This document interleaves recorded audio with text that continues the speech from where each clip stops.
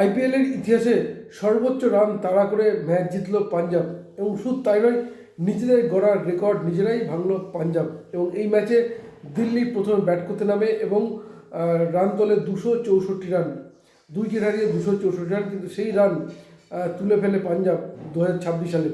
এর আগে 2024 সালের আইপিএলে কিন্তু নিজেরাই রেকর্ড করেছিল পাঞ্জাব কিংস এবং সেবার কেকেআরের বিরুদ্ধে রান তাড়া করে 262 রান তাড়া করে ম্যাচ জেতে পাঞ্জাব।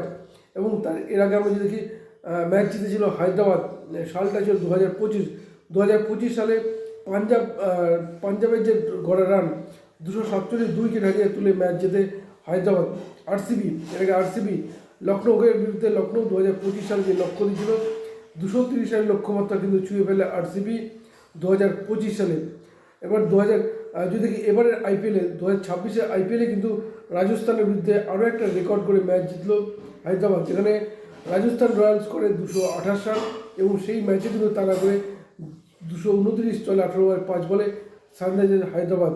এছাড়া রাজস্থান রয়্যালস তারা আরও একটি রেকর্ড গড়ে, যেটা করেছিল পাঞ্জাবের বিরুদ্ধে 2020 সালে। পাঞ্জাব যে 226 রানের লক্ষ্যমাত্রা দেয় তারা করে যেতে রাজস্থান।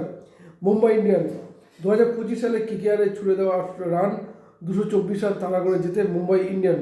রাজস্থান রয়্যালস কেকেআর 2024 সালে যে 224 রানের লক্ষ্যমাত্রা বা চ্যালেঞ্জ দিয়েছিল তাও কিন্তু জিতে যায় রাজস্থান রয়্যালস। কিন্তু সর্বোচ্চ রানের রেকর্ডটা কিন্তু এবার গড়ল পাঞ্জাব, যেখানে নিজেদের 2024 সালের গড়া রেকর্ড নিজেরাই ভাঙল পাঞ্জাব।